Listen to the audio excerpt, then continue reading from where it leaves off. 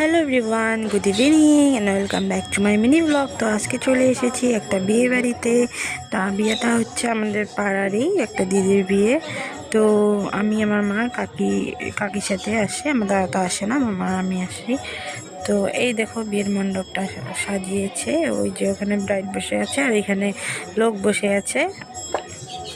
তো আমরা গিফট টিফট দিলাম, ফটো উঠলাম। এখন এদিকে ঘুরে ঘুরে দেখাচ্ছি তোমাদেরকে মণ্ডপটা। আর এখানে এই যে বিয়ে হবে এই সাজিয়েছে। তো তারপর এখানে আমরা বাইরে আসলাম, এই ফটো উঠে বাইরে আসলাম। এখানে স্টল লাগিয়েছে ফুচকা, তারপরে জিলেপি, রাবড়ি, আর এখানে কফি অ্যান্ড পকোড়া। তো আমি কিছু খাইনি, আমি খালি কফি আর পকোড়া খেয়েছি। খুব টেস্টি ছিল কফিটা, একদম মাটির গ্লাসে দিয়েছে, তো যার জন্য গরম লাগেনি, একদম বেস্ট ছিল। তো এই দেখো সবাই, আমার মা ওরা জিলিপি খাচ্ছে, আমি খাই না, আমি খাইও নি।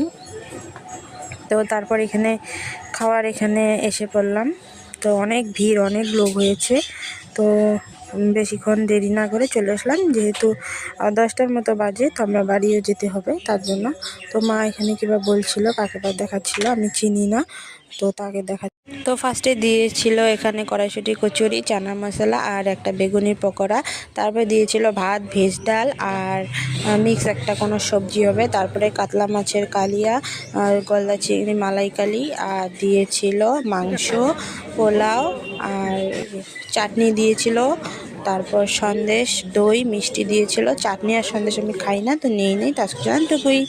তো অনেকদিন পর আমার এই বান্ধবীদের সাথে দেখা হলো, তো ফটো উঠলাম। মানে এটা একটা বোন, তো কিছু নিজেও ফটো উঠেছি, ওটাও তোমাদের সাথে শেয়ার করলাম। কেমন হয়েছে জানিও, আর প্লিজ আমার চ্যানেলটা সাবস্ক্রাইব করতে ভুলো না।